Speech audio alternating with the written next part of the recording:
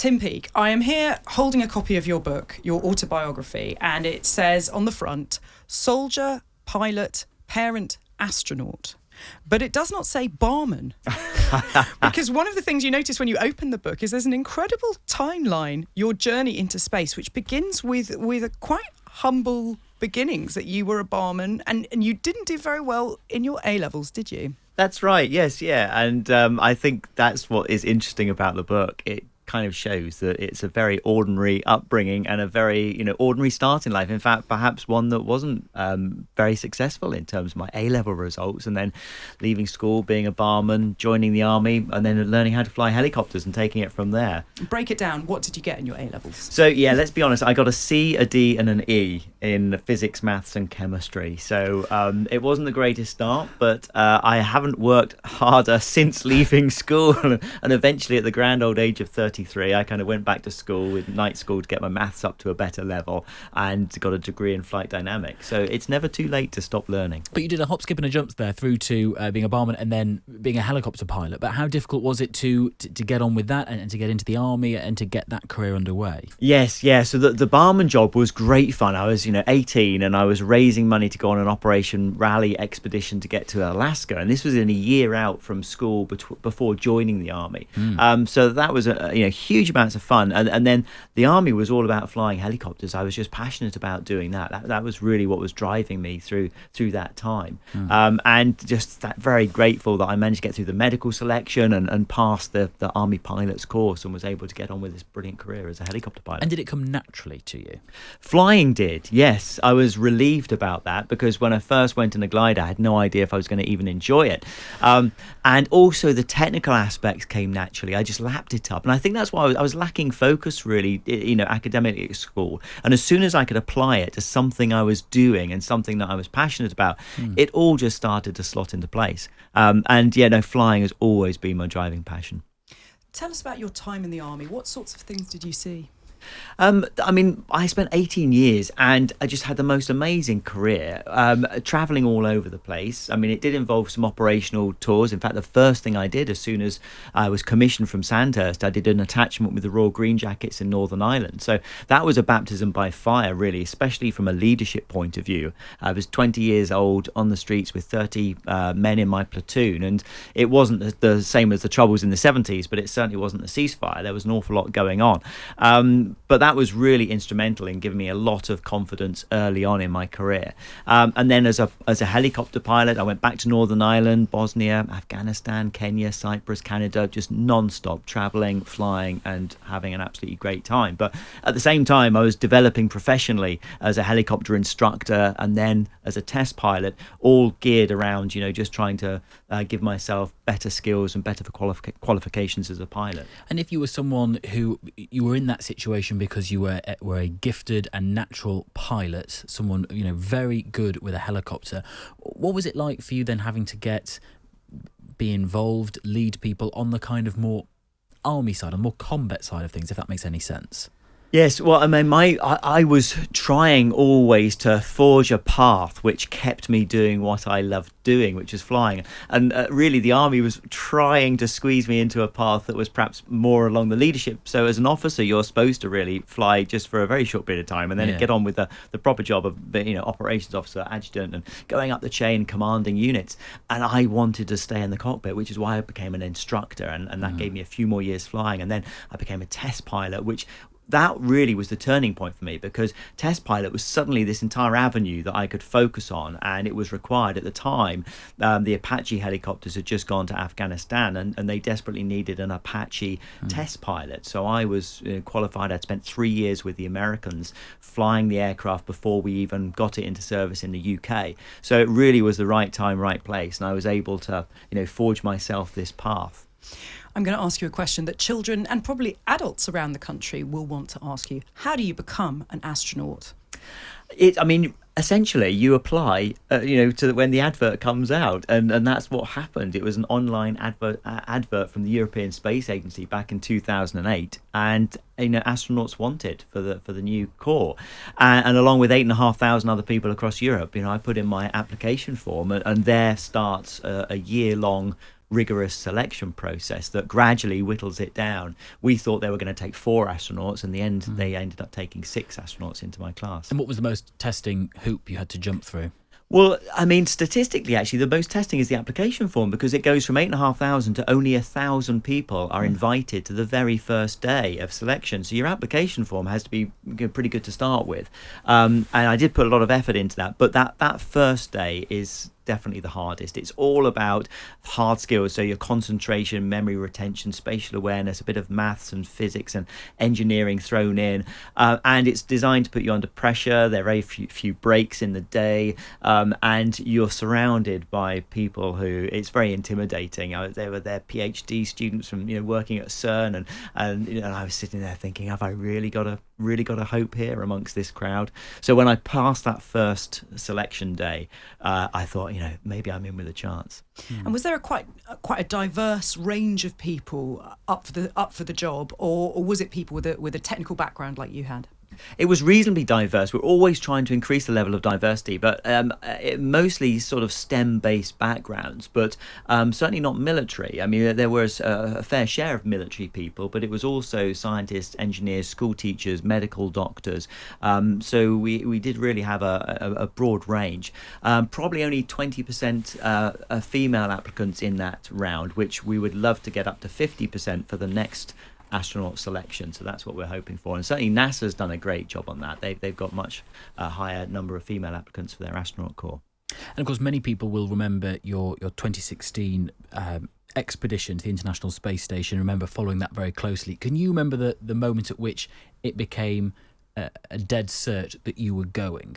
And in that moment, did you think, what have I got myself in for? Yeah, it's an incremental process, because you have so many highs along the way. You pass the selection process, you're selected as an astronaut, but of course you've only just started, really. And then you graduate from astronaut basic training, and you're allowed to call yourself an astronaut, but you haven't actually gone into space.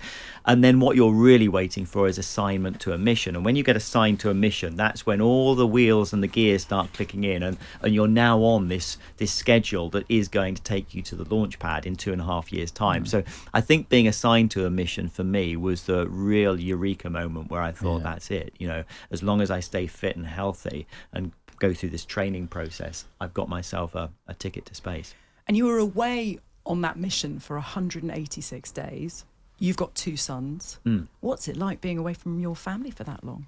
Yeah, being away from the family is tough. But there are many of my peers in the military were still doing and still are doing 6-month deployments, Iraq, Afghanistan. So I was kind of in that mindset anyway. And my wife is ex-military, and she's been to Bosnia and Kosovo. So I guess as a family, we were used to having periods of separation. So the time away wasn't so hard to deal with. What was really hard to deal with was saying goodbye to 2 young boys and going to sit on top of a rocket and go to space. And that was really, really the toughest thing I've ever had to do, because you're trying to keep it light, you're trying to keep things normal, and you want it all to be a very positive experience. And at the back of your mind, that you're putting yourself into a high risk situation. Was it just at the back of your mind, or did you have what if conversations with your wife or your family? I had a pretty frank what if conversation with my wife, not directly, but in the terms of we were discussing contingency plans, so that she understood what the financial situation would be, and we had options in terms of where they might be living in the future as a family. And I mean, these are difficult conversations to have, but they are important conversations. I think all too often we skirt around this. We don't like talking about death. We don't like talking about the problems that can happen. But it's important, because once you've addressed it, and once you have plans in place, it's a huge weight off your mind. And in these periods of we've all been through with lockdown as well, I think it's really important to sit down with loved ones and talk about plans, the what ifs, and how things will run if the worst comes to the worst. You say talk about plans, but you're talking about practical plans there. Did you think about it on an emotional level, the enormity of what you were doing when you were going into space? Yes, you do. I think that you get to think about that later, though. At the time, it's all about professional training, and that's what it's, what we are trained to just focus on the technical aspects. So when you're in the rocket, it's all about checks and procedures and drills during the launch and even arrival on the space station. And it's not until the first couple of days on the space station that you can afford to let yourself to start to absorb where you are and really think and relax and go to the cupola window and just see the the views of Earth from space. And that's when the emotional side starts to kind of creep in. And what does the Earth look like from space? It's just stunning. It's absolutely stunning, and it's just this incredible beautiful oasis of color in an otherwise complete jet black, the blackest black you could ever imagine, and it makes you realize just how precious and valuable it is, and there is nothing else out there for a long way, and it's very easy here on Earth. We have a nice blue sky, we have clouds, and it's very easy to feel comforted by our atmosphere. From space, you realize there's no comfort. Space is intimidating, and it's vast, and we're tiny. And you talk about relying on some of your training when you were actually up there. Tell us about some of that training, because that involved not only learning Russian, but in the book you talk about being in a cave in Sardinia for a period of time as well, which seems like a strange way to prepare to be in space. Yes, it is, but the soft skills are so important, and in many respects they're harder to accumulate than the hard skills. Learning about the space station, the cooling systems, the electrical systems, the spacecraft, how to fly it, that's fine. But it's a case of interpersonal skills. Okay, 6 months in a confined space, stressful conditions, with astronauts from Russia, potentially Canada, Japan, all of you. How are you going to get on as a crew? And so living together for 7 days down a cave or 12 days underwater, these are where we can practice all of those soft skills that are so important, not just for life in space, but for the general everyday life. You've been to war, you've been to space. What do you do now? What does someone do with the rest of their life when this is the life that they've led? I'm still working, very closely with the space agencies and involved in the future mission. So we're looking forward to having a future selection for more astronauts very soon. We're involved in the Artemis program, which is a return to the moon. Really exciting. So that will hopefully be 2024 first lunar landing. And although that's likely to be 2 Americans, Europe is very much part of that mission. We built the service module, so we're going to have European astronauts that follow.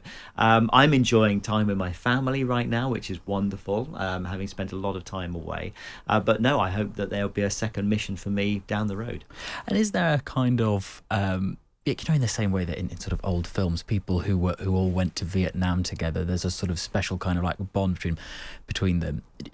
Have you spoken to other people who you would otherwise never have met, but for the fact that you have both been in space or been to the International Space Station, be it at different times? Is it sort of like an old astronauts club, basically? There is. In fact, it's called the Association of Space Explorers, ASE, and it's wonderful because we meet up occasionally, and not everyone can always be together, but you just get to meet fascinating individuals. I was talking to Rusty Schweikart, an Apollo astronaut who had done this deep space spacewalk, absolutely incredible. So and also people who worked as part of the mission control team, Jerry Griffin, who was a flight director during the Apollo missions as well, and you just get this wonderful insight as to how space exploration has evolved over the years, and you've shared something that is a common bond between you. So it's a wonderful opportunity to meet these people. Looking to the future then, and the UK's involvement in space exploration, do you worry what sort of huge momentous things like the UK leaving the EU might do to it, just in terms of how we engage with European partners, be it on missions, on the Galileo projects and things like that? Yes, yeah. I mean, one thing that strikes you with becoming an astronaut is international collaboration has been key to what we've been doing. It's 20 years of occupation of the ISS this year, and you think that's 20 years where Russia, the United States, Europe, Canada, Japan have all worked together on a common goal with a common strategy, and that's so important to continue taking forward to the next steps, to Moon and to Mars. And science and space, I think, has this ability to transcend political difficulties, so it's vital, I think, for the UK's interests.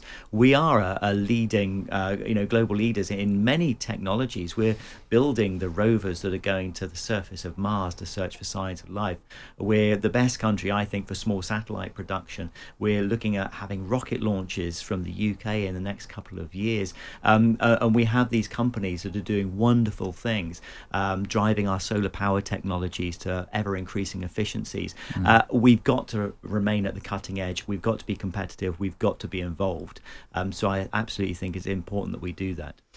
Finally, Tim, I hope you don't mind me asking you this, but given the slightly meandering start to your career, I wanted to know, when you were a boy, what did you want to be when you were growing up?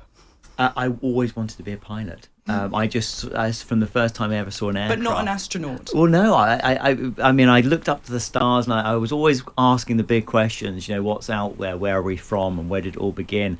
But in terms of what I wanted to do, it was all about flying. And I actually didn't think that there was a route. Even into my 20s, I didn't think there was a route to becoming an astronaut in the UK. We had no career path. We weren't being asked to be selected as astronauts. We were watching other nations go and do this. And it wasn't until 2008 that suddenly that door opened for everybody.